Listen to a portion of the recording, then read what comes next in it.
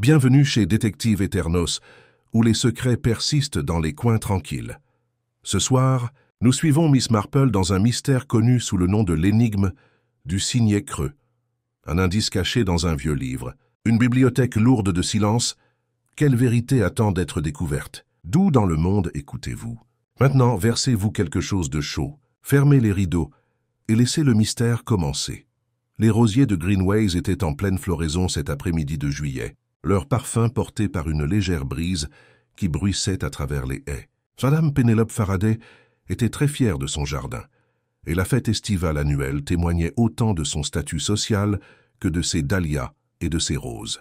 Les tables étaient garnies de nappes en dentelle, de tasses en porcelaine et d'assiettes de génoise qui disparaissaient rapidement sous l'attention empressée des dames du village et de leurs maris. Miss Jane Marple, assise au bord de la pelouse, sous un orme ombragé, observait avec son attention silencieuse habituelle. Ses aiguilles à tricoter cliquaient doucement tandis qu'elle travaillait sur une écharpe bleu pâle, bien que son regard errait fréquemment de la laine à l'assemblée. Elle notait, comme toujours, qui s'attardait avec qui évitait certaines conversations et dont le rire semblait trop fragile pour être sincère. Parmi les invités se trouvait le révérend Clément, qui s'efforçait vaillamment d'empêcher le jeune Freddie Mayhew d'avaler un plateau entier de sandwich, et Madame Bantry, avec ses habituelles remarques pétillantes sur la tenue de chacun.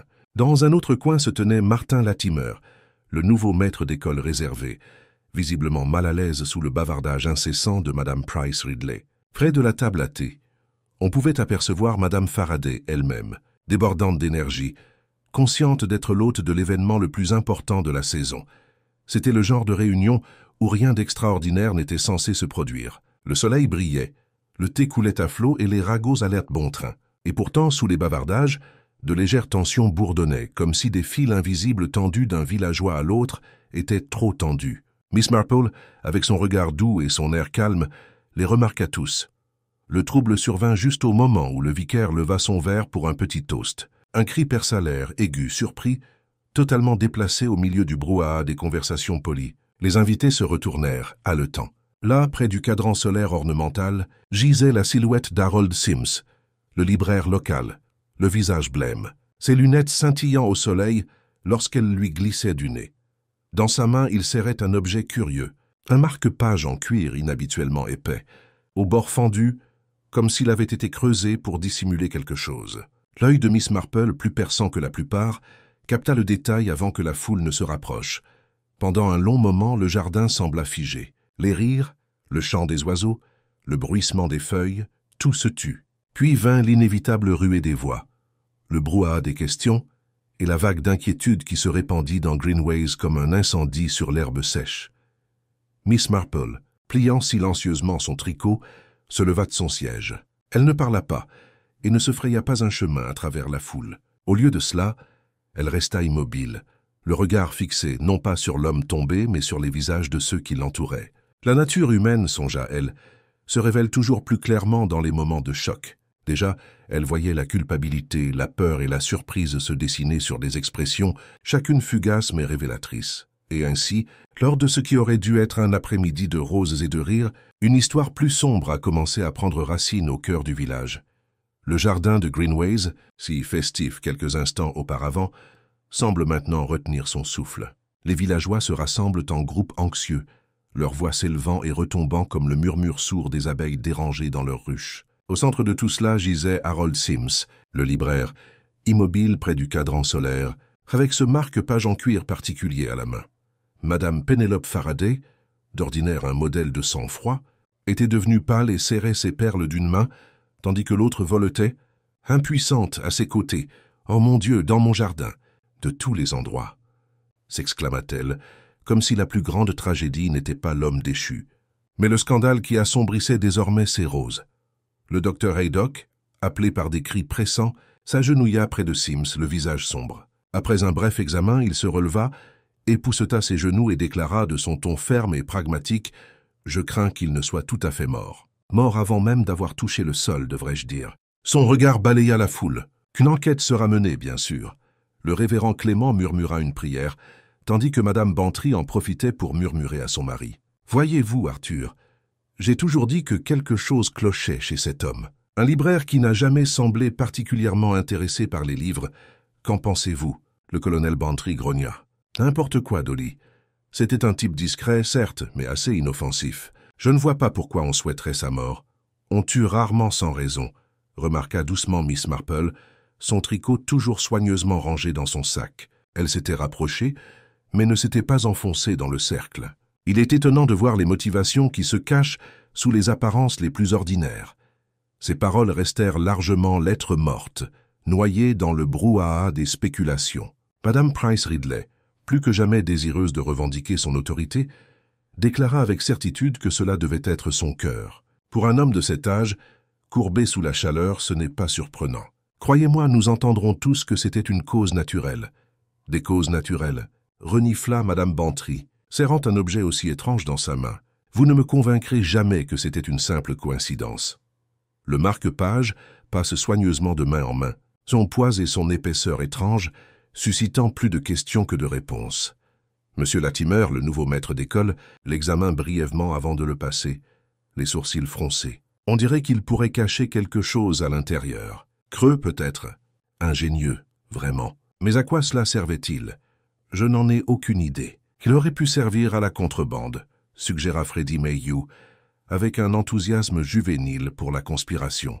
Des timbres étrangers ou des documents secrets cachés sous notre nez. « Arrête tes bêtises, Freddie », gronda sa mère. « Ce n'est pas le moment de dire des bêtises. » Pourtant, l'idée semblait émouvoir l'assemblée, chacun en chuchotant une variante. Des papiers secrets, de l'argent caché, peut-être même un mot d'amour. À chaque suggestion, l'atmosphère s'épaississait, jusqu'à ce que la tragédie ressemble moins à une mort isolée qu'à un rideau levé sur une scène insoupçonnée de secrets villageois. L'inspecteur Slack arrive peu après, le visage rouge de ce voyage précipité et visiblement savourant l'importance de son rôle. Il aboya des ordres, dispersant la foule et notant les noms avec une efficacité brutale. « Personne ne part avant que je vous ai parlé », déclaratif. « Et attention, ne vous trompez pas, nous allons tout savoir. » Il jeta un bref coup d'œil à Miss Marple, comme s'il s'attendait à ce qu'elle disparaisse comme les autres spectateurs. Mais elle resta immobile, les mains jointes avec pudeur. Slack émit un grognement dédaigneux et reporta son attention sur les voix plus fortes et plus enthousiastes. Le soir, le village était déjà en effervescence spéculative. Dans le confortable bar de l'auberge du Sanglier Bleu, les hommes se disputaient à leur pinte. « Je vous le dis, Sims avait des dettes », insistait M. Pritchard, qui se targuait de connaître les affaires de ses voisins dans les moindres détails. Il avait emprunté sur cette boutique plus d'une fois. Si ce n'était pas son cœur, alors peut-être l'un de ses créanciers avait-il décidé de régler les choses à la dure. D'autres rétorquent avec des récits de querelles à propos de livres rares ou des rumeurs de disputes avec un client dont ils ne se souviennent plus exactement du nom. Chaque théorie s'amplifie au fil des récits, et à la tombée de la nuit, la mort d'Harold Sims avait été attribuée à toutes sortes de causes, des espions étrangers à un amour non partagé. Pendant ce temps, dans les chaumières éclairées par la douce lumière des lampes, les femmes du village échangeaient leurs versions. Madame Price Ridley déclara à sa servante qu'elle avait toujours soupçonné Sims d'avoir des opinions politiques radicales. Madame Bantry, autour d'une tasse de chocolat chaud tard le soir, confia à son mari qu'elle trouvait le maître d'école particulièrement mal à l'aise près du corps. Et Madame Faraday, en larmes, confia à sa meilleure amie qu'elle ne pardonnerait jamais à Harold Sims d'avoir choisi son jardin comme théâtre d'une telle disgrâce. Miss Marple, cependant, ne contribua pas à la création de cette bulle. Elle était assise dans son propre salon, une lampe à son coude, son tricot posé de côté. Au lieu de cela, elle contemplait pensivement le petit morceau de papier qu'elle avait remarqué dépasser du marque-page creux avant que l'inspecteur Slack ne le lui prenne. Elle seule en avait aperçu un coin, une infime trace d'écriture, de quoi la laisser perplexe. Le lendemain matin, le village s'éveilla à un nouvel ordre de choses. Greenway, autrefois la fierté de Madame Faraday, était désormais désigné par les rumeurs comme le lieu de la mort du libraire. La rue principale grouillait plus de ragots que de commerces, et chaque passant baissait la voix en mentionnant le nom d'Harold Sims. La suspicion était devenue la monnaie courante à St. Mary Mead, et chacun se retrouva à devoir déterminer à qui il faisait confiance et à qui il ne faisait pas confiance. L'inspecteur Slack, arpentant les ruelles d'un air important, avait déjà arrêté sa théorie. Des causes naturelles, peut-être favorisées par le choc, expliqua-t-il au vicaire, même si son regard trahissait un intérêt plus vif pour le marque-page étrange. Il semblait déterminé à parler d'un malheureux accident, à moins qu'une preuve dramatique ne prouve le contraire. Après tout, c'était plus simple ainsi, mais Miss Marple savait qu'il n'en était rien. Elle avait trop vu la vie pour prendre une coïncidence pour un accident. Un marque-page creux serré dans la main d'un mort n'était pas un simple bibelot.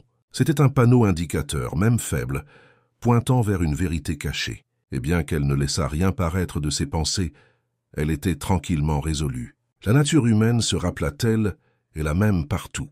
Et quelque part dans ce fouillis d'histoires murmurées, un motif allait émerger qu'aucun meurtrier ne pourrait dissimuler bien longtemps. Les jours qui suivirent la mort subite d'Harold Sims furent marqués par une étrange tension. St. Mary Mead était habituée au ragot, certes, mais rarement aux événements si graves qu'ils semblaient altérer le rythme même de la vie du village. Les commerçants se penchaient par-dessus les comptoirs pour murmurer leurs théories. Les portails des jardins, habituellement fermés, restaient entr'ouvertes, tandis que les voisins s'attardaient à discuter à voix basse. Le village, à sa manière, devint une immense caisse de résonance, répétant et remodelant les mêmes fragments de rumeurs. L'inspecteur Slack évoluait avec vivacité dans cette atmosphère de spéculation chargée d'importance. Il recueillait les déclarations, tapotait son carnet avec son crayon et faisait mine d'autorité. En apparence, l'affaire était simple. Un homme d'une cinquantaine d'années, peut-être accablé de dettes ou de soucis, qui s'était effondré dans la chaleur de l'après-midi. L'étrangeté du marque-page n'était aux yeux de Slack qu'une curiosité. Un accessoire l'appelait un matin à l'auberge du Sanglier Bleu. Un objet qu'il trimballe, peut-être pour amuser ses clients. On fait des montagnes d'une taupinière. Malgré toute sa certitude, Slack semblait inquiet. Il retourna plus d'une fois au presbytère pour demander au révérend Clément s'il se souvenait précisément de qui se tenait le plus près du cadran, solaire au moment de l'évanouissement, de Sims. Il arrêta Madame Bantry dans le chemin pour lui, demander si elle n'avait jamais vu Sims malade. Il alla même voir Madame Faraday elle-même, bien qu'elle fût encore en larmes à cause du déshonneur causé à son jardin, pour savoir si elle avait invité Sims personnellement ou s'il était venu spontanément. Miss Marple, quant à elle, évoluait discrètement parmi ses voisins, comme toujours. Personne ne trouvait inhabituel qu'elle s'arrête chez le marchand de légumes ou prenne une tasse de thé avec Madame Bantry. Sa présence faisait partie intégrante de la vie du village. Et pourtant, derrière son regard doux et ses questions posées avec douceur, elle se faisait une idée que les questions rapides de l'inspecteur ne parvenaient pas à saisir. Un après-midi, elle visita la librairie elle-même, un endroit étroit et plutôt sombre de High Street. La sonnette au-dessus de la porte résonna sourdement lorsqu'elle entra. Une épaisse couche de poussière recouvrait les étagères supérieures, et le stock semblait désordonné, comme si Sims n'avait pas été méticuleux dans son métier. Un jeune assistant, un homme pâle et nerveux nommé Edward, parut surpris de la voir. « Oh, Miss Marple, balbutia-t-il en ajustant ses lunettes. Nous sommes fermés, du moins jusqu'à ce que les choses soient réglées. »« Je comprends tout à fait, » dit-elle gentiment. « Je ne suis pas venu acheter un livre, même si j'en avais souvent l'intention. Je me demandais simplement si vous saviez comment M. Sims était devenu ces derniers temps. Joyeux, distrait, on confie parfois de petites choses à ceux qu'on voit tous les jours. » Edward se balançait d'un pied sur l'autre. « Il était silencieux, madame. Plus silencieux que d'habitude ces dernières semaines. Il semblait avoir quelque chose en tête. Mais il ne dit jamais quoi. Juste qu'il avait des choses à régler. » L'assistant hésita, puis ajouta qu'il avait bien reçu une lettre la veille de la fête. « Elle est arrivée en main propre, pas par la poste. Je m'en souviens parce qu'il l'a glissée directement dans ce vieux marque-page en cuir qu'il affectionnait tant. Il a dit que c'était une cachette astucieuse. » Le regard de Miss Marple s'attarda sur une rangée de romans d'occasion, comme si elle les contemplait. Mais en réalité, ses pensées étaient fixées sur cette remarque. Une lettre placée dans le marque-page. Cela expliquait le bout de papier qu'elle avait aperçu avant que l'inspecteur Slack ne retire l'objet. Elle remercia gentiment Edward et le laissa à l'abandon. Le lendemain matin, au presbytère, Mademoiselle Marple prit le thé avec le révérend Clément et sa femme. Ils discutèrent de la garden party, des roses et du temps, mais inévitablement la conversation retomba sur Sims. « Cela a vraiment perturbé tout le monde, » dit Madame Clément en secouant la tête. « J'ai entendu Madame Price Ridley déclarer qu'elle n'assistera plus aux réunions sans que chaque invité soit examiné au préalable, comme si nous étions tous des prisonniers à la parade. » Le révérend Clément esquissa un léger sourire. « Ainsi va la vie, ma chère. On préfère s'imaginer des règles et des précautions, là où, en réalité, seule la Providence décide. » Miss Marple sirotait son thé. « Le comportement humain est souvent plus prévisible que la Providence, » dit-elle doucement. « On le voit dans les plus petites choses. Une lettre, par exemple, peut révéler plus d'une douzaine de conversations. Si l'on remarque où elle est conservée et comment elle est dissimulée. » Ni Clément ni sa femme ne saisirent la portée de sa remarque, mais elle n'insista pas. Cela suffisait à graver l'idée dans son esprit. Plus tard dans la semaine, l'inspecteur Slack convoqua une poignée de villageois dans la petite pièce derrière le commissariat pour recueillir leurs témoignages. Madame Bantry arriva dans un tourbillon de soie, visiblement ravie de l'occasion, tandis que Martin Latimer, le maître d'école, semblait mal à l'aise et tirait sur ses menottes. Mademoiselle Marple, bien que non invitée officiellement, arriva discrètement assise dans un coin comme si elle avait été placée là par hasard. Slack les interrogea tour à tour. Madame Bantry, avec son don pour l'embellissement, déclara avoir vu Sims parler avec sérieux à Martin Latimer, près de la table à thé, moins de 10 minutes avant l'effondrement. Latimer nia, le rouge aux joues montant, affirmant qu'il n'avait échangé qu'une salutation. Slack fronça les sourcils, mais Miss Marple remarqua le léger tremblement dans la main du maître d'école, tandis qu'il serrait son chapeau. De la peur peut-être, mais pas forcément de la culpabilité. Quand ce fut au tour de Dolly Bantry d'être davantage inquiétée, elle se mit sur la défensive. « Je ne dis que ce que j'ai vu, inspecteur. Ça ne veut peut-être rien dire, mais il faut remarquer un comportement étrange, n'est-ce pas? Et M. Latimer avait l'air bizarrement nerveux, je dois dire. » Slack griffonna dans son carnet, visiblement ravi d'avoir une piste de recherche potentielle. « Très bien. On verra bien où ça mène. » Miss Marple restait assise en silence, l'air doux. Elle savait trop bien que le suspect évident ne servait souvent que de paravent à la vérité. Les gens, effrayés, pointent du doigt rapidement, espérant détourner l'attention. Le malaise du maître d'école pouvait dissimuler une culpabilité, mais il pouvait tout aussi bien être le malaise d'un homme peu habitué à la cruauté du soupçon. Ce soir-là, alors que le crépuscule tombait sur St. Mary Mead, Miss Marple rentra chez elle par l'étroit chemin qui longeait les haies. Le village était silencieux. Seuls résonnent les aboiements lointains d'un chien et la faible lueur des lampes aux fenêtres des chaumières. Elle s'arrêta près du portail de son jardin et contempla pensivement les étoiles qui commençaient à apparaître. Quelque part parmi les villageois, derrière les bavardages et les ragots, se cachait la vérité sur la mort d'Harold Sims. Elle ne serait pas révélée par des déclarations bruyantes ou des accusations acerbes, mais par quelque chose de plus discret, un oubli, un geste, un détail que d'autres auraient oublié. Miss Marple croisa les mains. Elle ne souhaitait pas interférer avec l'enquête de l'inspecteur Slack, mais elle savait que le schéma finirait par s'éclaircir. La nature humaine, se rappela-t-elle, se répète sans cesse. Et quelque part dans ce puzzle composé d'un marque-page creux et d'un libraire déchu, elle trouverait l'écho d'une folie ou d'un crime passé qu'elle avait déjà observé. En attendant, elle écoutait, observait et attendrait. À la fin de la semaine, l'atmosphère du village était passée du choc à la suspicion. Les gens ne chuchotaient plus seulement sur l'étrangeté de la mort d'Harold Sims, mais se demandaient qui parmi leurs voisins pouvait avoir des raisons de souhaiter la disparition du libraire. Dans une telle atmosphère, les petites excentricités devenaient des motifs d'inquiétude, et les habitudes innocentes de plusieurs années étaient transformées en preuves de sombres desseins. L'inspecteur Slack, de son côté, avait arrêté son choix sur son probable coupable. Martin Latimer, le jeune instituteur réservé, lui semblait un suspect des plus prometteurs. Slack n'était pas homme à se soucier des subtilités, il croyait à la simple relation de cause à effet. Latimer avait été aperçu en conversation avec Sims avant son effondrement. Il semblait mal à l'aise lorsqu'on l'avait interrogé, et il n'avait pas de longs antécédents dans le village pour le mettre au-dessus de tout soupçon. Pour l'inspecteur, l'affaire était pratiquement résolue. À l'auberge du Sanglier Bleu, il confie la même chose au propriétaire, avec l'air d'un homme partageant des informations confidentielles. « Vous me croyez ?» dit Slack en agitant le doigt. « Ce type cache quelque chose. Un de ces types de maîtres d'école, tout en livre et sans raison.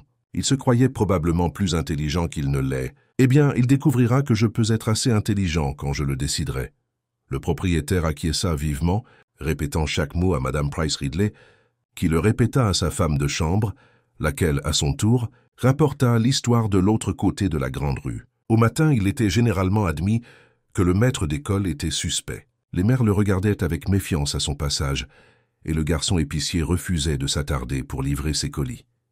Miss Marple, cependant, ne se laissa pas convaincre si facilement. Elle avait vécu trop longtemps et trop vu pour accepter l'évidence. Les gens paraissaient souvent mal à l'aise lorsqu'on les interrogeait, se rappelait-elle, surtout s'ils n'étaient pas habitués à être scrutés. Cela ne faisait pas d'eux des meurtriers. Pourtant, elle ne dit rien, se contentant de vaquer à ses visites habituelles, rangeant ses observations aussi soigneusement que sa laine à tricoter. Une de ces observations eut lieu au presbytère. Elle trouva Madame Clément occupée à épousseter le salon, le front plissé. « C'est la conversation, Miss Marple, » avoua-t-elle. « Je ne peux pas aller au marché sans qu'on me demande si je pense que c'est Monsieur Latimer qui a fait ça. Le pauvre homme, il était si pâle à la répétition de la chorale hier soir, comme si l'air lui pesait sur les épaules. » Miss Marple hocha la tête avec sympathie. C'est très dur quand le soupçon pèse sur les personnes les moins préparées à le supporter. Mais la vérité, vous savez, a tendance à se révéler. On oublie souvent à quel point le moindre geste peut être révélateur. À ce moment-là, le révérend Clément entra, portant une petite liasse de papier. « Oh, Jane, dit-il, car Miss Marple était une cliente assidue et n'avait besoin d'aucune formalité. En avez-vous entendu parler? L'inspecteur a ordonné une perquisition à la librairie Sims. Il semble convaincu que Latimer est empêtré dans des papiers douteux, de la correspondance ou quelque chose du genre. En effet, dit doucement Miss Marple, son regard se posa sur les papiers qu'il tenait à la main. Elle ne demanda pas ce qu'ils contenaient, bien qu'elle remarquât qu'ils ressemblaient à de vieux reçus paroissiaux. Elle avait pour habitude de remarquer les détails sans paraître indiscrète. Elle se demandait cependant ce que l'inspecteur espérait trouver dans la boutique. Si une lettre avait été cachée dans ce marque-page creux, elle avait peut-être déjà disparu. La recherche, cependant, ne donna pas grand-chose d'important. Les villageois observèrent avec un intérêt avide Slack et ses agents transporter des piles de livres, examiner des tiroirs et éplucher des registres. Finalement, ils déclarèrent que les registres étaient confus mais ordinaires et que les livres eux-mêmes étaient inoffensifs. Aucun grand secret n'en émergea, à la déception de la foule. Malgré tout, Slack maintient sa suspicion envers le maître d'école. « Il est assez malin pour cacher ce qu'il ne veut pas voir », dit-il d'un ton sombre. « Mais nous le rattraperons. » Ce soir-là, Madame Bantry invita Miss Marple à dîner, impatiente de discuter de leur liaison. Autour d'une soupe et d'un poulet froid, Dolly bavardait avec délectation. « J'ai toujours trouvé Monsieur Latimer étrange. Un homme de son âge, célibataire et sans famille. Et ses lunettes? Il les remonte sur son nez, comme s'il était coupable de quelque chose. C'est un maniérisme, Jane, et je n'aime pas ça. » Le colonel Bantry leva les yeux au ciel, mais laissa sa femme poursuivre. Miss Marple écoutait patiemment, sirotant son thé. Elle savait que l'imagination de Dolly était fertile, mais elle savait aussi que les ragots recèlent des éléments de vérité, même exagérés. L'évocation de la vie solitaire de Latimer, par exemple, méritait d'être soulignée. Un homme solitaire était vulnérable aux soupçons. Et pourtant, ces hommes gardaient souvent des secrets sans rapport avec un meurtre, des secrets d'orgueil, de dette ou de quelques petites folies qu'ils souhaitaient taire. Plus tard, alors que Miss Marple rentrait chez elle sous la lune d'été, elle réfléchit à ce qu'elle avait entendu. Le malaise de Latimer pouvait être dû à la culpabilité ou à quelque chose d'autre. La peur du scandale, peut-être, ou la crainte d'être démasqué pour une autre affaire. La vraie question était de savoir ce que contenait cette lettre, placée dans le marque-page creux. Si elle était sans importance, pourquoi Sims l'avait-il si soigneusement dissimulée? Et si elle était importante, qui avait bien pu le faire taire avant qu'il ne puisse agir? Au portail de son jardin, elle s'arrêta pour humer les roses du soir, dont le parfum emplissait l'air chaud. La nature humaine, songea-elle, était comme un jardin.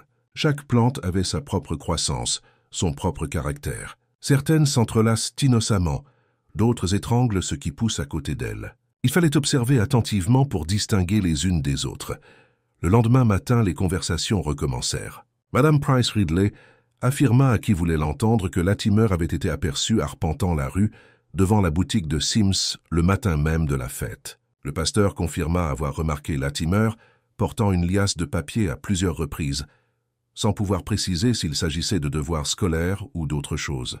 Même Freddie Mayhew affirma avoir vu Latimer regarder par-dessus son épaule au bureau de poste, comme pour se protéger. Chaque récit renforçait les soupçons de l'inspecteur jusqu'à ce que tout le village semble s'accorder sur la culpabilité du maître d'école.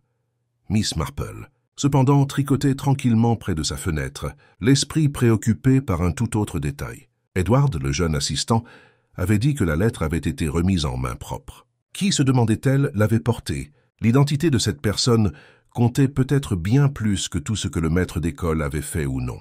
On pouvait être maladroit dans ses mensonges, mais on était très exigeant quant à la confiance qu'on accordait à ceux à qui l'on confiait ses secrets.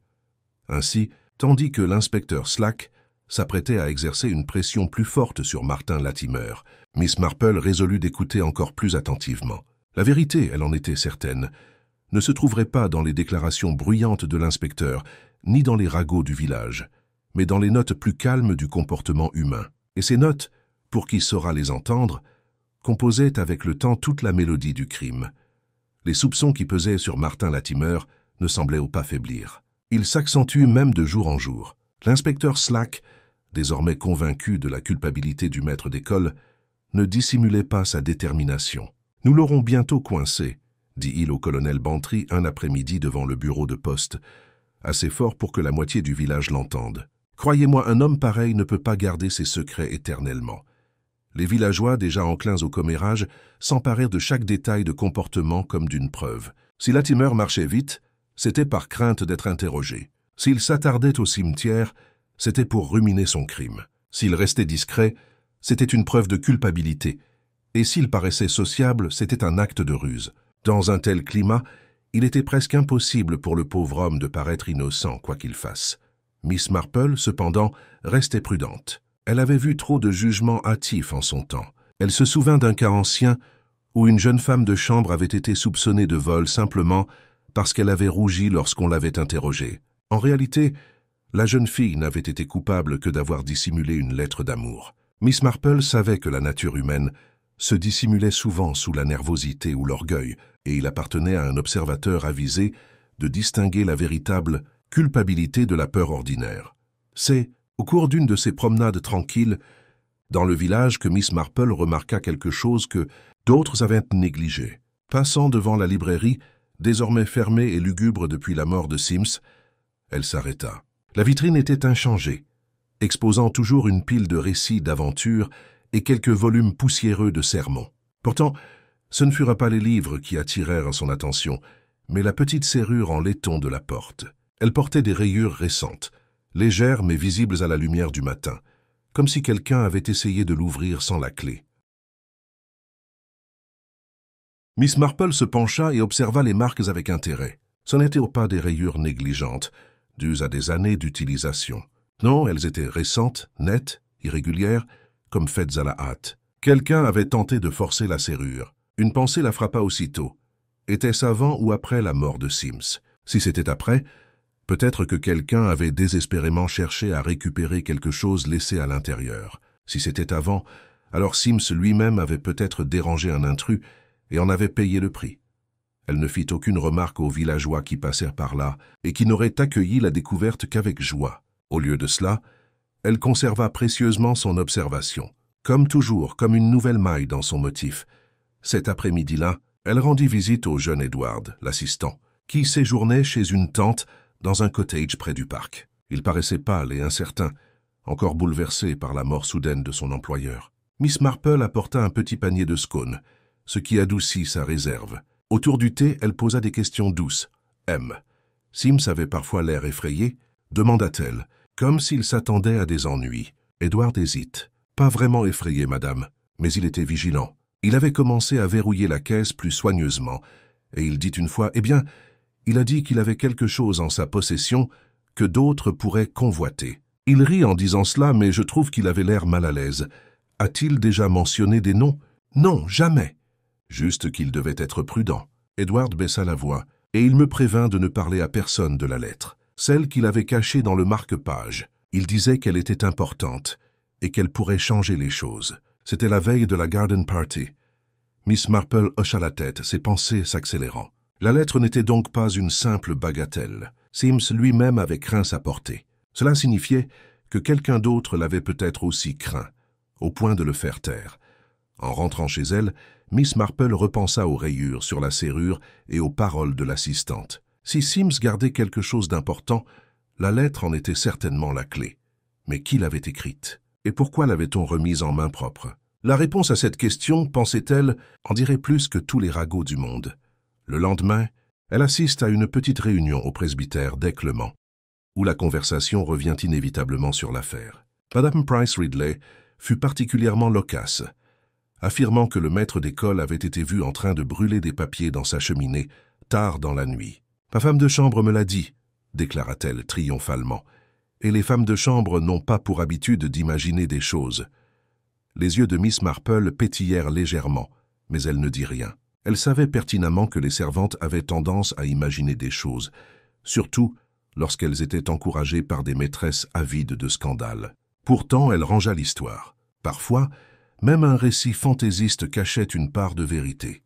L'inspecteur Slack, quant à lui, en profite pour affirmer sa théorie. « Cet homme est coupable, je vous le dis », dit-il d'une voix tonitruante dans le salon du presbytère. Il savait que Sims avait quelque chose sur lui, peut-être à propos de ses papiers. Il lui donna donc rendez-vous à la fête, lui glissa du poison et voilà. Parfait comme un sous-neuf.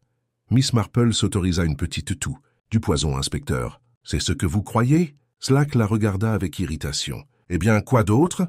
Le médecin dit qu'il était parti en un instant. Il avait dû avaler quelque chose. Et qui mieux qu'un maître d'école intelligent pour inventer un tel tour? Elle hocha légèrement la tête, même si en vérité elle doutait de sa conclusion.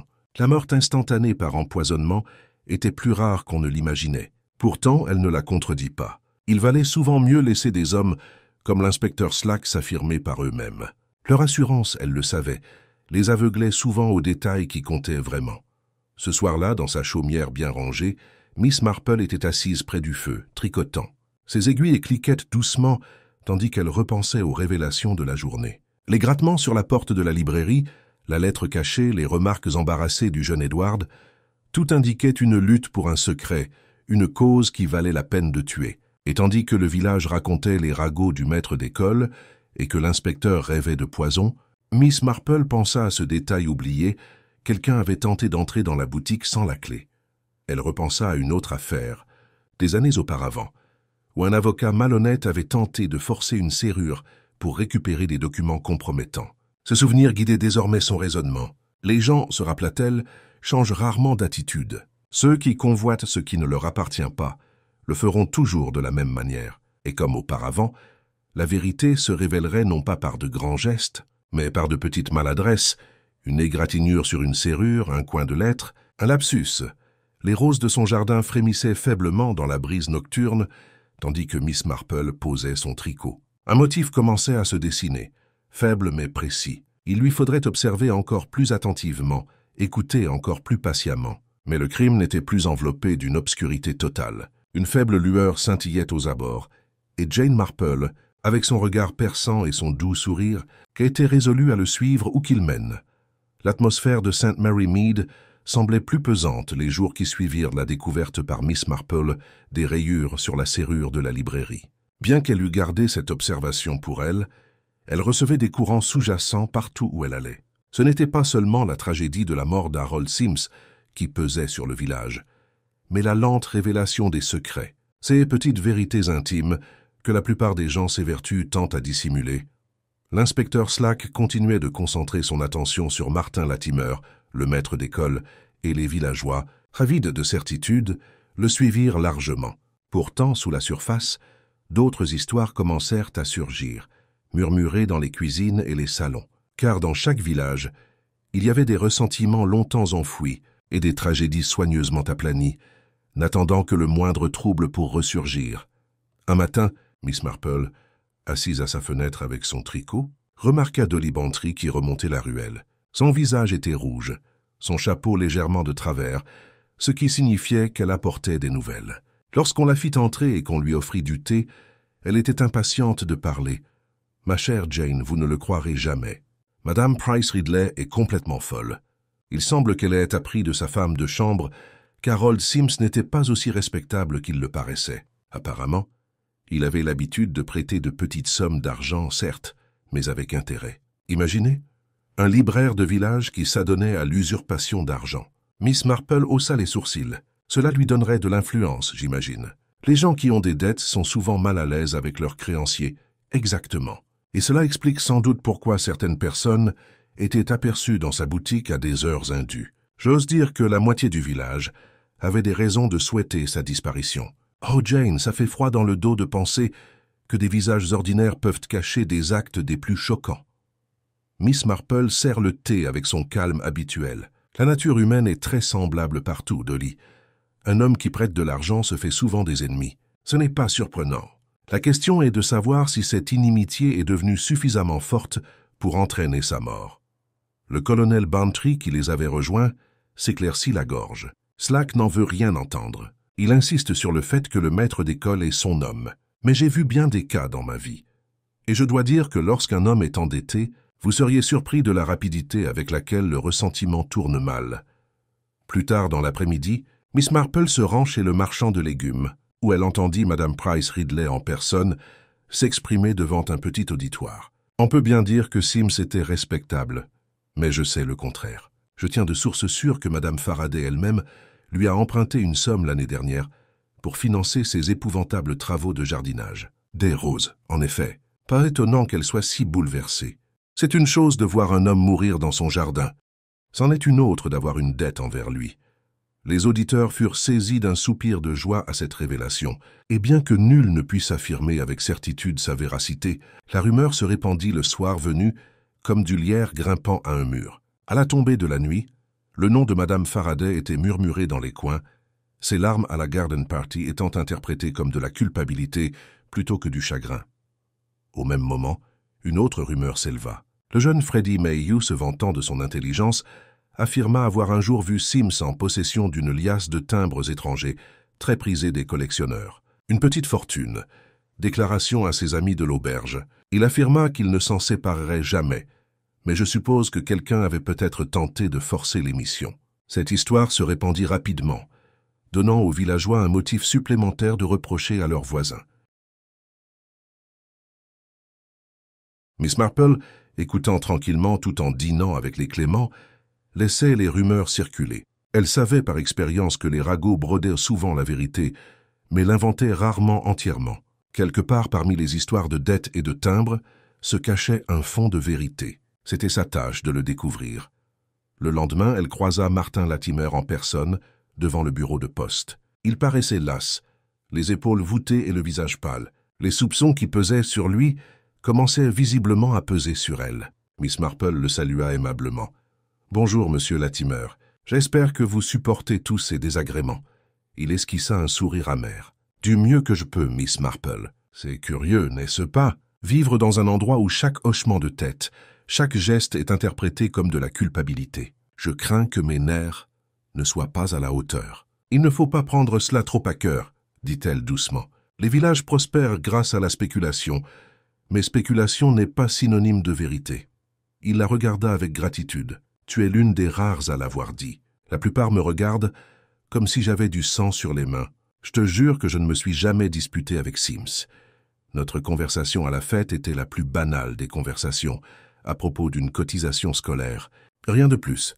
Miss Marple hocha la tête, l'air doux, même si elle retenait soigneusement ses paroles. Son attitude semblait sincère, le désespoir d'un homme injustement accusé plutôt que la fuite du coupable. Pourtant, elle savait pertinemment que culpabilité et innocence pouvaient se ressembler. Seule une observation patiente révélerait laquelle. Ce soir-là, une autre révélation survient. Le docteur Haydock, qui avait examiné le corps, confia au révérend Clément avoir remarqué une légère trace d'amertume sur les lèvres de Sims, comme s'il avait avalé quelque chose de désagréable. « Il se pourrait bien qu'il s'agisse de poison, » dit-il, sans pouvoir le prouver. Mais j'hésite à l'affirmer sans certitude. Le révérend Clément, mal à l'aise avec cette nouvelle, en parla à Miss Marple lors d'une visite informelle. Elle écouta, ses aiguilles à tricoter s'arrêtant au milieu d'une maille. Poison. Ce mot avait toujours un poids particulier. Si Sims avait effectivement été empoisonné, cela suggérait que la planification, le calcul et peut-être même l'intimité étaient le plus souvent administrés par des personnes de confiance. En rentrant chez elle sous les étoiles d'été, Miss Marple réfléchissait à tout ce qu'elle avait appris. Dettes, timbres, ressentiments murmurés, possibilité d'empoisonnement. Les fils se multipliaient, et avec eux la probabilité que la mort de Sims ne fut pas aussi simple que le croyait l'inspecteur Slack. Pourtant, au milieu de cet enchevêtrement, elle s'accrochait à son propre indice discret, les rayures sur la serrure, la lettre cachée dans le marque-page, et le souvenir d'une main la lui remettant. Ces détails comptaient plus que les soupçons les plus bruyants. Car les secrets, songea-t-elle, avaient tendance à remonter à la surface. Et tandis que les villageois s'accusent les uns les autres, Miss Marple voyait clairement ce que les autres ignoraient. Chaque histoire murmurée en révélait moins sur Harold Sims et plus sur ceux qui la racontaient. Leur peur, leur rancune, leur vie cachée. Et quelque part dans ces ombres, parmi les roses et les rumeurs, se cachait la vérité qui attendait d'être découverte. Le village commençait à peine à se remettre du choc de la mort d'Harold Sims lorsqu'un nouvel incident vint à nouveau troubler tout le monde. Cela se produisit un jeudi matin, une journée qui avait commencé calmement, avec le facteur sifflant en faisant sa tournée et les enfants jouant sur le green. Pourtant, en milieu d'après-midi, le calme de St. Mary Mead est à nouveau rompu. Miss Marple, se dirigeant vers l'épicerie avec son panier, remarqua un petit groupe de personnes rassemblées devant l'école. Leurs voix étaient pressantes, leurs expressions troublées. En s'approchant, elle perçoit les mots qui semblent se propager dans la foule comme une soudaine rafale de vent. Quelqu'un murmura alors au logement du maître d'école. En effet, la nouvelle fut rapidement confirmée. Les modestes appartements de Martin Latimer, loués au-dessus de l'ancienne boutique du tailleur, avaient été cambriolés. Des tiroirs avaient été ouverts, des papiers éparpillés sur le sol et une petite boîte verrouillée avait été brisée. Rien de précieux ne semblait manquer, du moins à première vue, mais cette perturbation délibérée donnait l'impression que quelqu'un cherchait quelque chose de particulier. L'inspecteur Slack arriva précipitamment, essoufflé par l'effort, et se mit en marche avec une autorité démesurée. « Et voilà !» déclaration au spectateur. « Preuve s'il en était besoin que ce type est au cœur de tout. Soit il cache quelque chose et quelqu'un le convoite, soit il a des complices qui se retournent contre lui. Dans les deux cas, tout revient à Latimer. » Les villageois hochèrent la tête avec empressement, satisfaits de toute explication permettant de trouver facilement la cause du problème. Madame Price Ridley, la voix aiguë d'excitation, expliqua à tous ceux qui l'entendent qu'elle soupçonnait depuis longtemps Latimer de fréquenter des personnes peu recommandables. Cela prouve, dit-elle, que notre instinct se trompe rarement. Miss Marple, cependant, entra discrètement dans le bureau du maître d'école après que le gendarme lui eut laissé passer. Debout au milieu des papiers éparpillés, elle observa le désordre. Latimer, lui, était affalé sur une chaise, le visage gris de fatigue. « Je vous assure, Miss Marple, dit-il amèrement, je n'ai rien à cacher. Ceux qui sont entrés par effraction ne l'ont pas fait à cause de moi. Ils cherchaient quelque chose que je n'ai jamais possédé. » Elle le regarda avec compassion. « Cela doit être très éprouvant, monsieur Latimer. On confond souvent l'apparence de culpabilité avec la culpabilité elle-même. Pourtant, il faut garder courage. La vérité a tendance à rester discrète dans un coin, jusqu'à ce qu'on ait besoin d'elle. » Ces paroles le calmèrent quelque peu, même si Slack balaya sa présence d'un geste irrité. Il ordonna aux agents de rassembler les papiers éparpillés, précisant qu'ils trouveraient la preuve du lien entre Latimer et Sims. Mais l'attention de Miss Marple ne se porta pas sur l'inspecteur bruyant. Elle avait remarqué un petit détail curieux au milieu du désordre, un simple morceau d'enveloppe, glissé sous le pied du secrétaire, comme oublié dans la précipitation des recherches. Elle se pencha discrètement et le récupéra. Le papier était légèrement parfumé, l'écriture élégante. Bien qu'il n'en restât qu'un fragment, un mot se détachait clairement héritage. Miss Marple glissa le morceau dans sa poche, l'air inchangé. Elle savait qu'il valait mieux ne pas annoncer ses découvertes trop tôt. Il était souvent plus sage d'attendre le bon moment, lorsqu'un tel détail pouvait être mis en balance avec l'ensemble. Le soir, la rupture était au cœur des discussions dans tout le village. Au Sanglier Bleu, les hommes se disputaient vivement pour savoir si Latimer était un voleur, une victime ou les deux. Au presbytère, Madame Clément murmurait que le pauvre homme pourrait être ruiné par un scandale, même s'il était innocent. Et dans le salon de Madame Bantry, Dolly déclarait être certaine que les timbres étrangers avaient été la cible, sans toutefois pouvoir expliquer pourquoi ils étaient entre les mains de Latimer. Miss Marple, sirotant son thé dans son cottage, réfléchissait à l'enchevêtrement grandissant. La mention d'héritage suggérait tout autre chose que des dettes ou des timbres. Se pouvait-il que Sims ait eu connaissance d'une fortune, d'une prétention cachée? Si tel était le cas, le marque-page creux contenait peut-être non pas des timbres ou de l'argent, mais une lettre indiquant ce secret. Et si une telle connaissance existait, alors plus d'une personne pourrait avoir des raisons de la récupérer. Le lendemain, une nouvelle vague de troubles survient. Madame Faraday, pâle et les traits tirés, confia à Madame Bantry que quelqu'un avait tenté de pénétrer dans son bureau pendant la nuit. Une fenêtre avait été laissée entr'ouverte, et des papiers sur son bureau avaient été dérangés. Elle affirma que rien ne manquait. Mais le moment choisi fut suffisant pour alimenter de nouvelles rumeurs. Était-il possible que la même personne responsable du cambriolage de Latimer ait frappé à nouveau? Et si oui, que cherchait-il? L'inspecteur Slack, plus déterminé que jamais, ne voyait dans tout cela que la confirmation de son point de vue. Voyez-vous, les ennuis de ce type le suivent partout. Il apporte le danger à chaque porte. Tout est lié à lui. Croyez-moi, on se rapproche. Mais Miss Marple, écoutant tranquillement Dolly Bantry lui raconter l'histoire plus tard dans l'après-midi, pensa autrement. « C'est curieux, Dolly, dit-elle doucement. Comme les problèmes semblent souvent se propager dans le sillage de certaines personnes. Mais parfois, ce ne sont pas elles qui les causent, mais ce que les autres croient posséder. Cela peut être une toute autre affaire. » Dolly, peu encline à s'attarder sur des subtilités, hocha simplement la tête et dit espérer que toute cette histoire se terminerait bientôt. Mais Miss Marple était déjà occupée, revoyant les fragments qu'elle avait rassemblés, les rayures sur la serrure de la librairie, la lettre cachée dans le marque-page, le mot héritage sur le bout d'enveloppe, l'effraction soudaine chez le maître d'école, et maintenant le tapage chez Madame Faraday. Ce n'étaient pas des accidents fortuits. Ils formaient même faiblement une chaîne. Cette nuit-là, Miss Marple était assise près de son feu, ses aiguilles à tricoter posées sur ses genoux, les flammes vacillent, projetant de fines ombres sur les murs, et à leur lumière, elle songe à la nature de la cupidité humaine. Un héritage, aussi modeste soit-il, avait le don de modifier les comportements.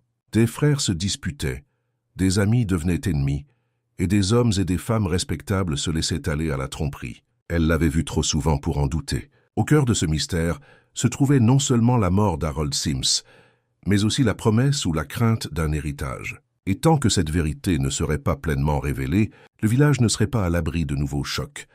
L'effraction dans les appartements de Martin Latimer avait semé l'inquiétude au village, et la tentative d'intrusion chez Madame Faraday n'avait fait qu'accentuer le sentiment que l'on cherchait quelque chose de caché, de dangereux.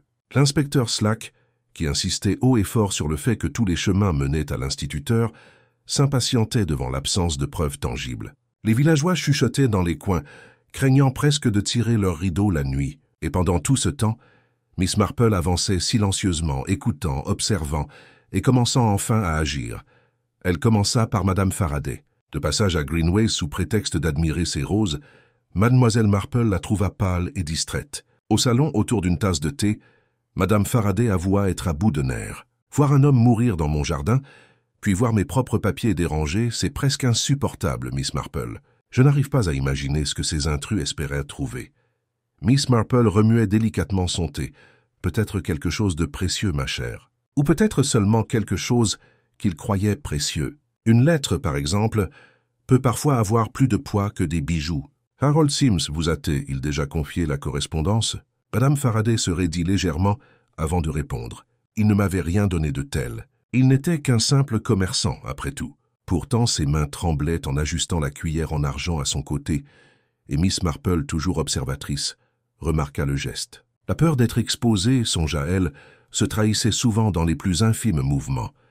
Cet après-midi-là, Miss Marple franchit une nouvelle étape dans sa campagne discrète. Elle retourna à la librairie, maintenant partiellement tenue en ordre par le jeune Edward. Le vendeur parut nerveux à son entrée, mais le sourire bienveillant de Miss Marple le calma rapidement. Elle demanda à voir un certain volume de sermons, bien que son véritable intérêt fût ailleurs. Tandis qu'Edward le récupérait, elle laissa son regard parcourir les étagères. Là, coincé entre deux lourds dictionnaires, se trouvait un petit fragment d'enveloppe déchirée.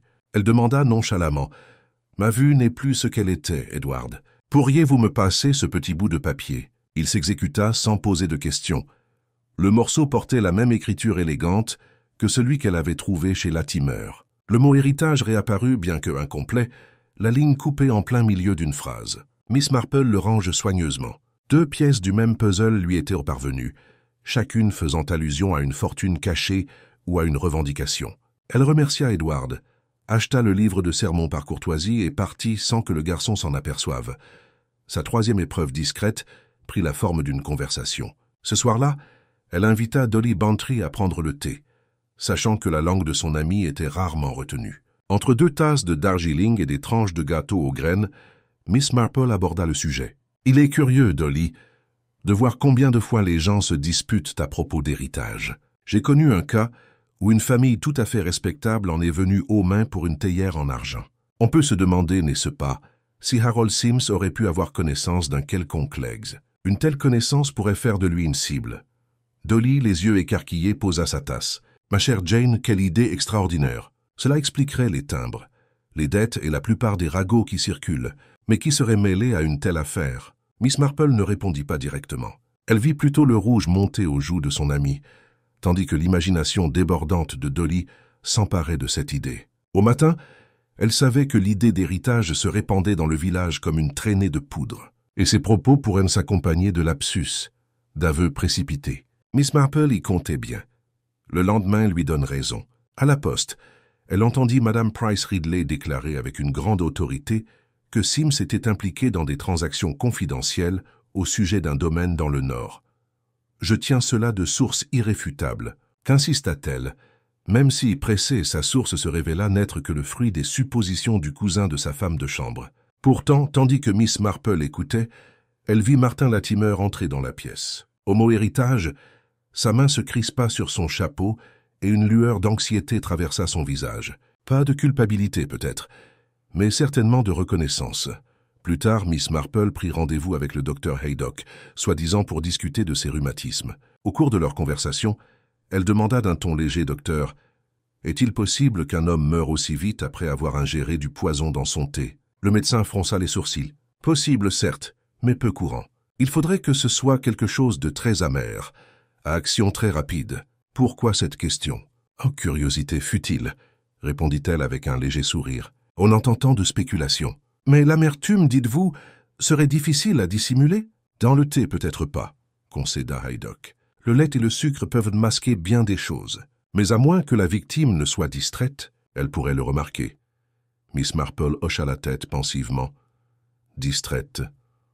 À la garden party, Sims avait semblé effectivement distrait, son attention attirée par quelque chose qui dépassait les bavardages ordinaires. Peut-être la lettre, pensa-t-elle, ou la présence de quelqu'un qui en connaissait le contenu.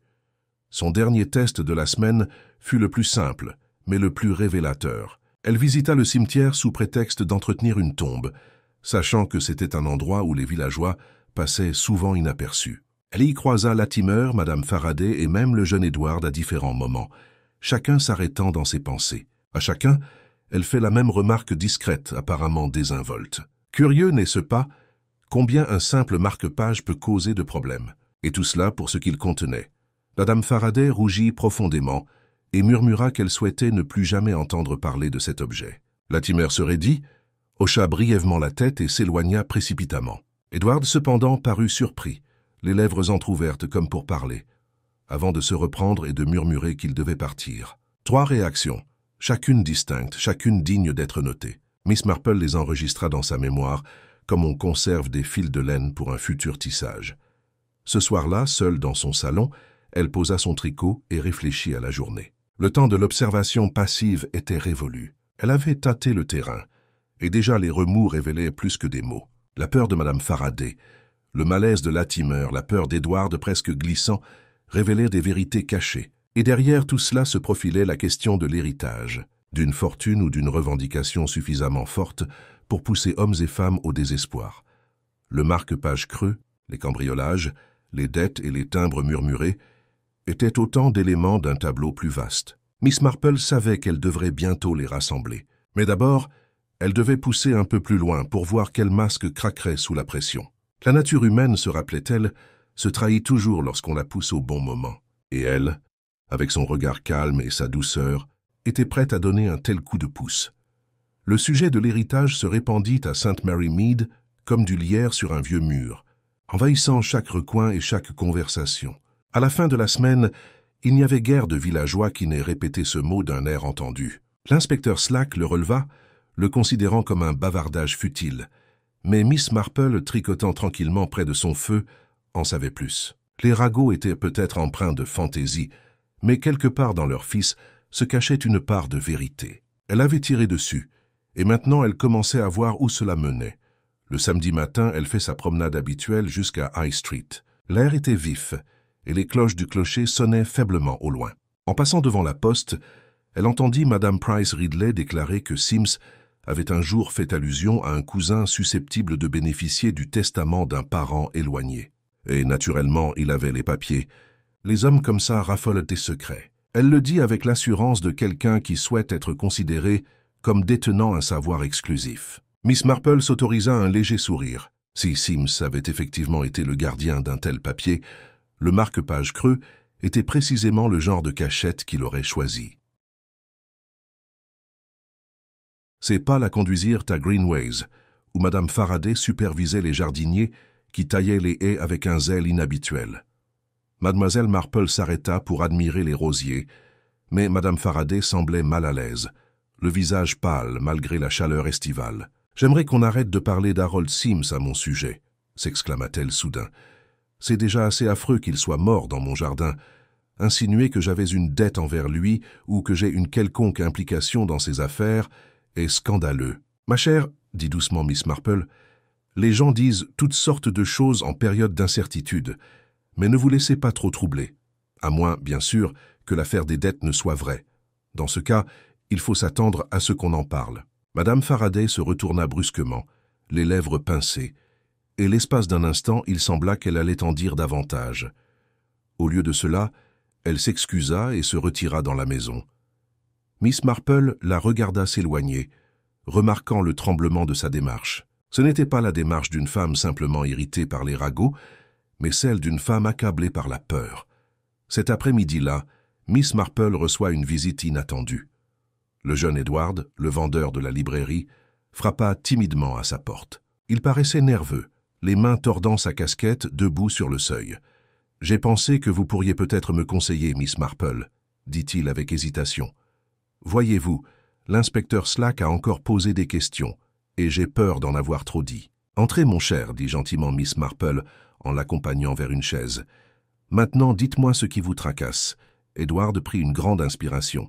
C'était à propos de cette lettre, celle que M. Sims était cachée dans le marque-page. Je n'en ai pas parlé à l'inspecteur au début, mais j'ai vu qu'il avait apporté. Elle avait été remise en main propre, tard dans la soirée. Une dame, vêtue d'un manteau sombre. Je n'ai pas bien vu son visage, mais elle avait les cheveux blonds et elle s'est éloignée rapidement. Les aiguilles de Miss Marple claquaient doucement tandis qu'elle écoutait. « Cheveux blonds », répéta-t-elle. « Et vous êtes certain que c'était une dame ? » ?»« Oui, madame. Sa démarche, ses manières, et je pense que M. Sims la connaissait, car il n'avait pas l'air surpris. Juste un air grave. » Miss Marple le remercia, le rassurant qu'il n'avait rien fait de mal. Mais lorsqu'il partit, elle resta assise, immobile, son tricot oublié sur ses genoux. Cheveux blonds.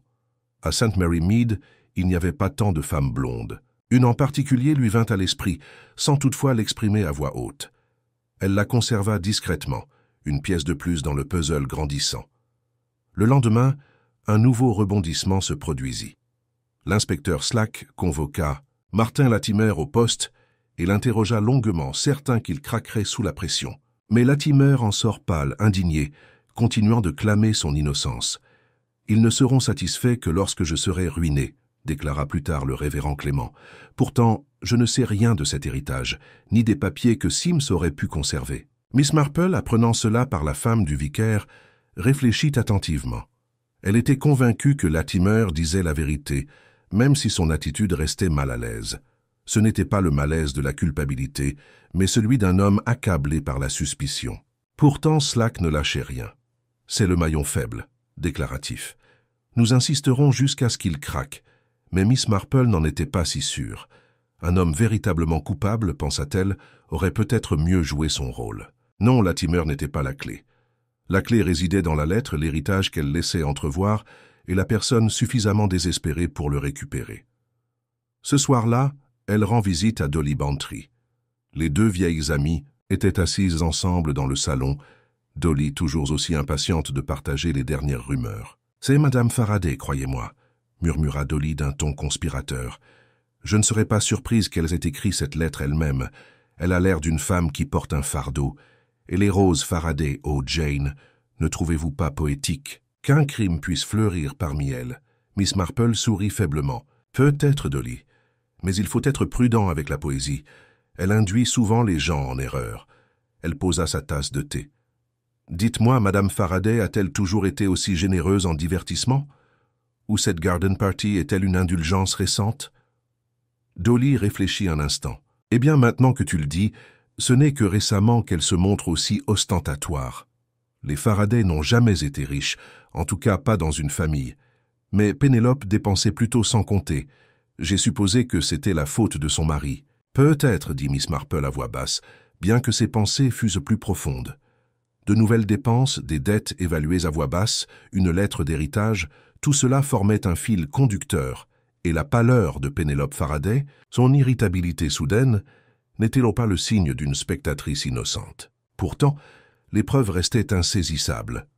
Tandis que Miss Marple rentrait chez elle sous les étoiles, le village était silencieux autour d'elle. Les rideaux étaient tirés, les lampes éteintes, mais derrière les fenêtres obscures, elle sentait un frémissement de malaise. Des secrets se pressaient à leur couture, prêts à éclater.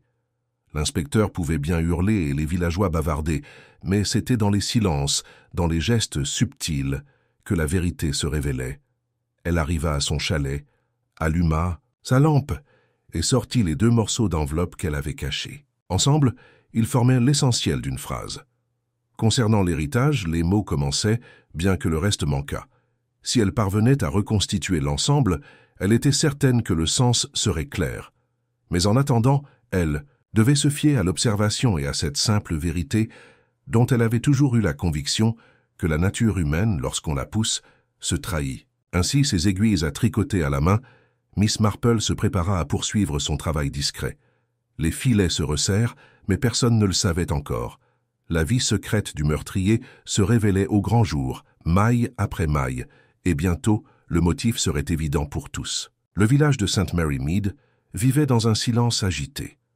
Presque tout le monde s'accordait désormais à dire que la mort d'Harold Sims était plus qu'un effondrement soudain au soleil. Trop de murmures, trop de petits désordres avaient perturbé l'ordre établi. Mais si les villageois aspiraient à la clarté, ils ne la trouvèrent pas auprès de l'inspecteur Slack, qui devenait chaque jour plus bruyant, sans pourtant se rapprocher de la preuve. Ce sera le maître d'école, répétait-il sans cesse, même si ses auditeurs, une fois convaincus, commençaient à s'interroger. Miss Marple, quant à elle, avait acquis la tranquille certitude que le temps de la patience était révolu. Les bouts d'enveloppe, le mot héritage, les bizarreries dans les manières de Madame Faraday lui indiquaient la voie. Pourtant, elle savait qu'il valait mieux ne pas affronter qui que ce soit directement. Il faut laisser à la nature humaine le temps de se tromper. Elle décida donc de mener une petite expérience, l'un de ces tests doux qu'elle avait perfectionnés au fil des années d'observation. L'occasion se présente lors d'une vente de charité, organisée par l'Église pour récolter des fonds pour la réparation du toit. C'était le genre d'occasion où Miss Marple trouvait des villageois précieux, rassemblés dans une joyeuse animation, la garde baissée par le thé et les bavardages. Elle prit place derrière le stand de gâteaux, son tricot discrètement à ses côtés, et attendit son heure. Le premier à s'approcher fut Martin Latimer. Il paraissait épuisé, les épaules voûtées sous le poids du soupçon. Miss Marple le salua aimablement et lui offrit une part de génoise. « Ne vous laissez pas trop peser, monsieur Latimer, » dit-elle à voix basse. La culpabilité n'incombe pas souvent à celui qui est le plus soupçonné, mais à celui qui proteste le moins. Je me souviens d'un cas où le véritable coupable passa presque inaperçu, car tous les regards étaient braqués ailleurs. Il lui lança un regard interrogateur, comme s'il espérait du réconfort. « Tu me crois, alors? Est-ce que je suis innocent? »« Je crois, » dit doucement Miss Marple, « que la vérité éclatera bien assez tôt. » Son visage se détendit légèrement, et elle remarqua son soulagement. Ce n'était pas le visage d'un homme qui dissimule un meurtre, mais celui d'un homme longtemps accablé par le doute. Plus tard, Madame Faraday arriva, accompagnée de 2 dames du comité paroissial. Elle portait un chapeau éclatant, mais ses joues étaient trop rouges, son sourire trop figé. Mademoiselle Marple lui offrit une petite assiette de biscuits. « Je me demande. » Madame Faraday, remarqua-t-elle doucement, si vous vous souvenez de ce que Monsieur Sims vous a dit ce jour-là dans le jardin. Il semblait préoccupé, comme s'il était occupé par quelque chose d'urgent. Madame Faraday faillit laisser tomber son assiette.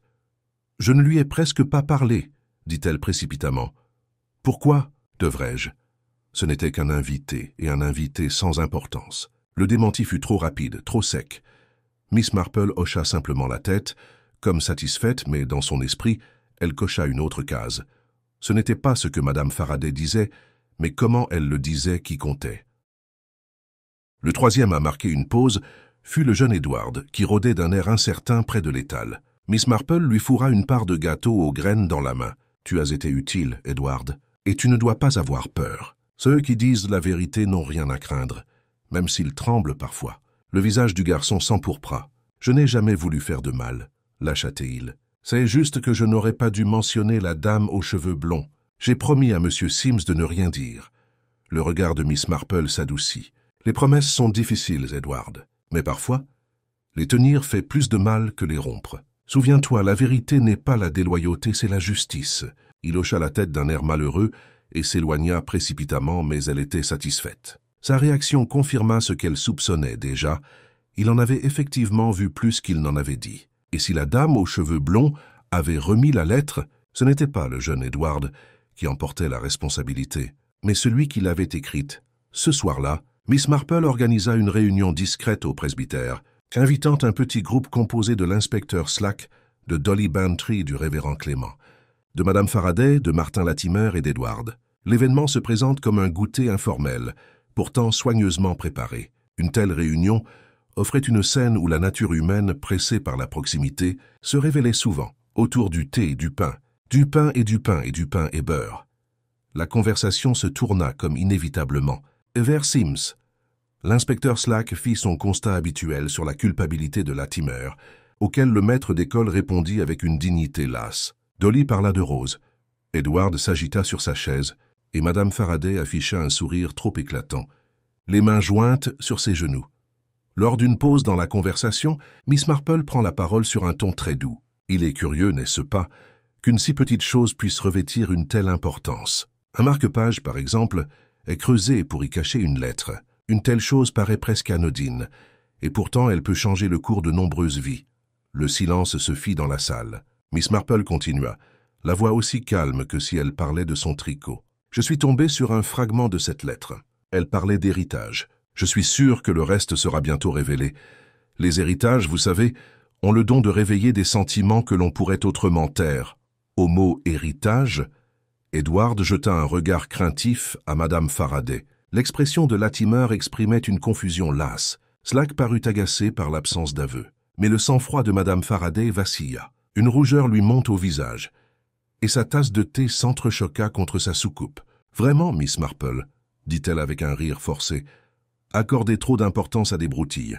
L'héritage, vraiment, quelle absurdité. » Miss Marple joignit doucement les mains. « Peut-être. Et pourtant, des broutilles ont permis de résoudre plus d'un mystère. Une tasse de thé égarée, un bouton manquant, une lettre cachée dans un marque-page. Elles sont très révélatrices, pour peu qu'on sache regarder. » Son regard, doux mais pénétrant, se posa sur Madame Faraday un bref instant avant de s'éloigner. La soirée se termina sans incident, mais Miss Marple sentit que son objectif avait été atteint.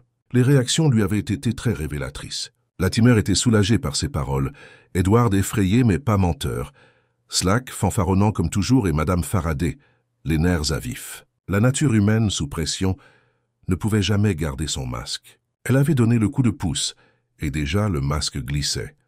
En rentrant chez elle, sous le ciel étoilé, Miss Marple réfléchissait à ce qui l'attendait. Le temps des tests en douceur touchait à sa fin. Bientôt la vérité devait éclater au grand jour, car le village n'aurait de cesse que le meurtrier ne soit identifié. Elle devrait se montrer prudente, car le désespoir pousse souvent les coupables à la témérité. Mais elle en avait assez vu. Le motif était presque complet. Les points de l'énigme se rapprochaient. Encore un test. Une dernière révélation, et le secret du marque-page creux serait dévoilé à tous. Les jours qui suivirent le thé du presbytère s'écoulèrent dans un calme inquiétant. Le village était agité, tel un théâtre attendant son dernier acte. L'inspecteur Slack continuait à insister auprès de Martin Latimer, sans succès. et Madame Faraday s'était retirée chez elle, prétextant la fatigue chaque fois que les voisins venaient. Le jeune Edward restait à l'écart, évitant la conversation, tandis que les ragots dans la rue principale devenaient plus frénétiques, chaque rumeur se contredisant la précédente. Miss Marple, cependant, avançait avec son calme habituel. Elle savait que le moment était venu. Les pièces du puzzle étaient presque complètes, le marque-page creux, la lettre d'héritage, les cambriolages, les gestes nerveux, la peur trop grande pour être expliquée par les seuls ragots. Il ne restait plus qu'à rassembler les fils, avant que l'inspecteur ne s'attache à la mauvaise personne et que justice ne soit rendue. Ce fut le révérend Clément qui en fournit les moyens. Il suggéra sur l'insistance discrète de Miss Marple que les personnes les plus impliquées dans l'affaire se réunissent à nouveau au presbytère. Une occasion, dit-il, de clarifier les choses. L'inspecteur Slack accepta, y voyant une occasion de plaider sa cause contre Latimer. Ainsi, par un après-midi chaud, le salon se remplit à nouveau de Dolly Bantry, de son regard avide, de Martin Latimer pâle et tendu, d'Edward qui s'agitait nerveusement sur sa chaise, de Madame Faraday calme et pourtant agitée, de l'inspecteur Slack impatient d'agir, et de Mademoiselle Marple, assise tranquillement avec son tricot. C'est Slack qui commença. On en a assez des tergiversations. Déclaratif. Les faits sont clairs. Latimer a été vu en train de parler à Sims. Ses appartements ont été cambriolés, et il a eu toutes les chances d'empoisonner son thé. Je propose qu'on arrête de perdre du temps et qu'on passe à l'action. Miss Marple leva la tête. « Pardonnez-moi, inspecteur, mais je crois que vous vous trompez. » Il y eut un silence. Tous les regards se tournèrent vers elle. Elle parla doucement, presque sur un ton d'excuse, comme si elle répugnait à s'immiscer. La vérité, voyez-vous, ne réside pas dans les gestes audacieux ni dans les soupçons criards. Elle réside dans les petites choses que les gens négligent. Un marque-page, par exemple, est creusé pour cacher une lettre. Une serrure grattée par des mains pressées. Un regard nerveux à la prononciation d'un mot. Slack fronça les sourcils. « Vous et vos broutilles, Miss Marple. »« Mais les broutilles ne font pas l'affaire, c'est vrai, inspecteur, » répondit-elle doucement. « Ils plaident en faveur de l'affaire, si l'on sait les déchiffrer. » Elle posa son tricot et croisa les mains sur ses genoux. L'histoire tourne autour de cette lettre. Elle parlait d'un héritage. Harold Sims s'en était vu confier la garde, peut-être comme témoin, peut-être comme gardien temporaire. Il était inquiet dans ces derniers jours, car il savait que d'autres la convoitaient. C'est pourquoi il la plaça dans le marque-page creux. Il pensait que personne ne la regarderait. Pourtant, quelqu'un l'a fait. Ses yeux se tournèrent vers Edward. « Toi, Edward, tu as vu la lettre livrée. Tu as décrit la dame aux cheveux blonds, et tu avais raison. » Elle a été remise par Madame Faraday. Un murmure parcourt la pièce. Le visage de Madame Faraday blêmit, puis s'empourpra. « C'est scandaleux, » protesta-t-elle. « Je n'en sais rien. » Miss Marple inclina doucement la tête. « Mais vous, oui, vos récentes extravagances, votre peur à l'évocation des dettes, votre détresse à l'évocation du marque-page, tout cela vous indiquait la voie. Vous étiez désespéré. L'héritage ne vous appartenait pas. Et pourtant, vous espériez le mettre entre vos mains. Harold Sims, gardien de la lettre, se dressait sur votre chemin. Vous l'avez donc écarté. » Slack éclata de rire. « Voyez-vous comment elle a pu faire ça? » « Très simplement, » dit Miss Marple. « À la garden party, elle lui offrit une tasse de thé. C'était le geste naturel d'une hôtesse et personne ne le remit en question. Mais le docteur Haydock remarqua une amertume sur ses lèvres. Un poison à action rapide, masqué par du lait et du sucre, administré par une main en qui il avait confiance. Il but sans méfiance et quelques minutes plus tard, il disparut. La pièce était complètement silencieuse. Dolly Bantry laissa échapper un léger hoquet. Le vicaire parut sidéré et Latimer resta assis comme abasourdi. Les mains de Madame Faraday tremblaient violemment, faisant claquer sa tasse de thé contre la soucoupe. « Vous n'avez aucune preuve, murmura-t-elle. « Aucune preuve, au contraire, » dit gentiment Miss Marple. « La preuve en est dans vos propres actes. La tentative d'effraction dans la boutique de Sims, la perquisition des appartements de Latimer, et même les troubles dans votre propre bureau, tout cela n'était que vos efforts désespérés pour récupérer les morceaux manquants de la lettre. Mais ils étaient déjà sous ma garde. » Elle sortit de son sac à tricot les 2 fragments d'enveloppe. Ensemble, ils expliquent clairement le sens de l'héritage, non pas à vous, mais à un autre parent. Vous craignez la dénonciation. Vous craignez la ruine.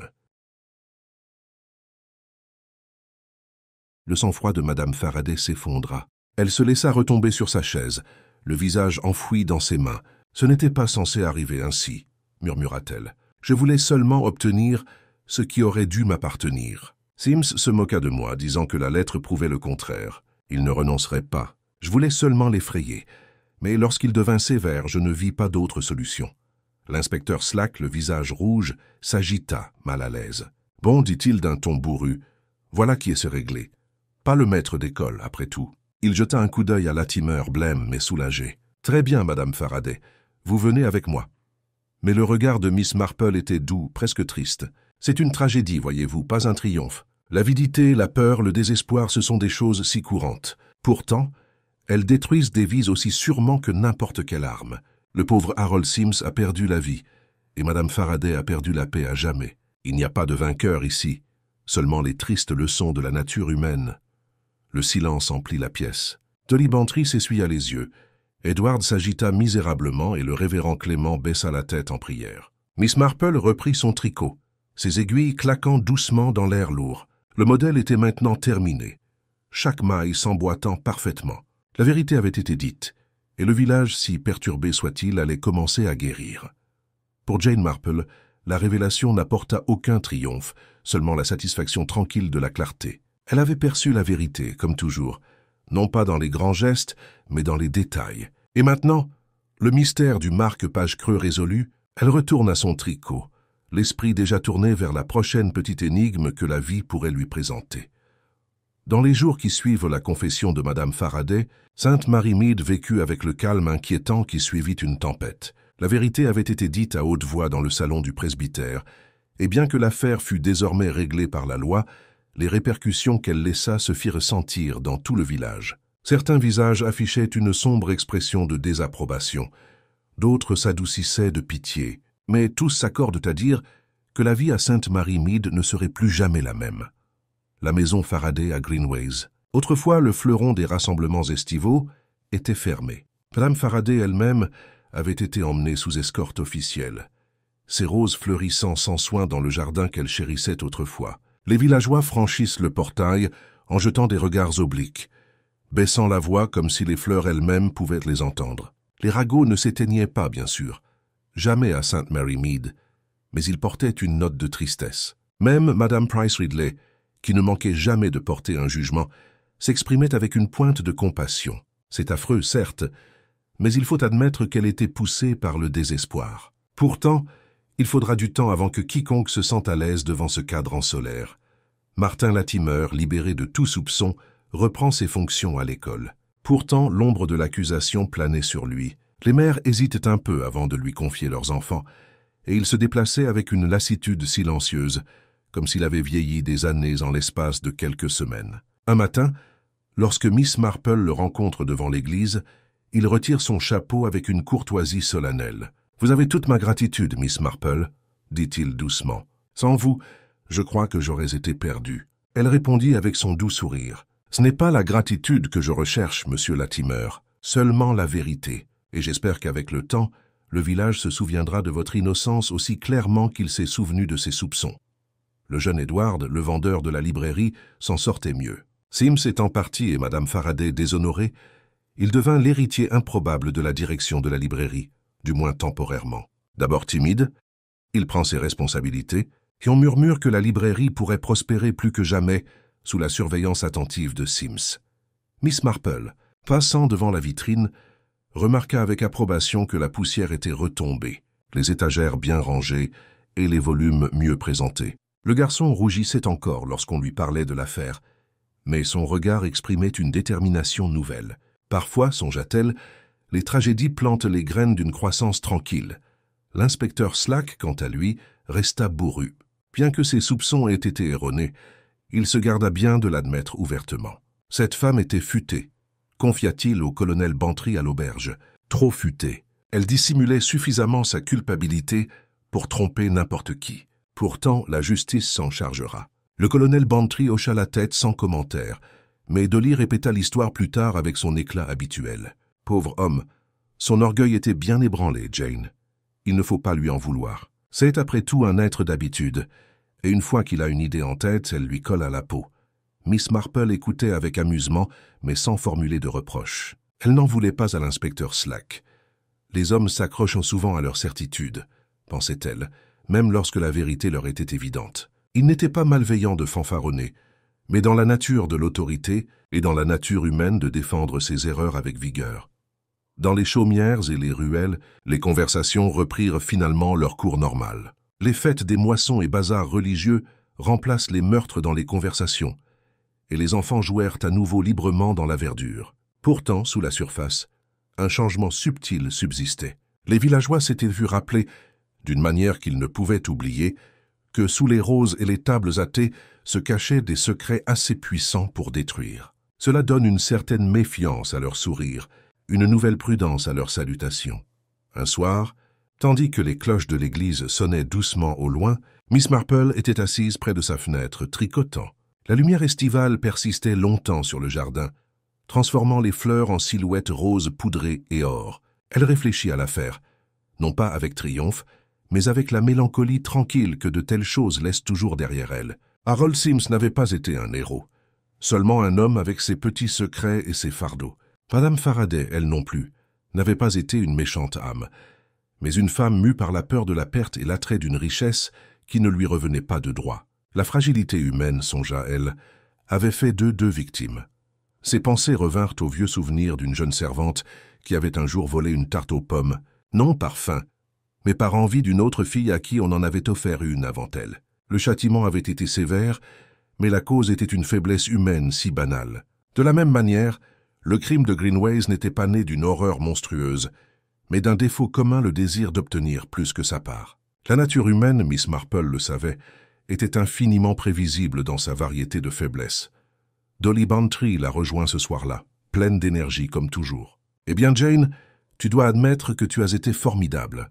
Je ne sais pas comment tu as réagi quand nous sommes tous allés courir après le pauvre monsieur Latimer.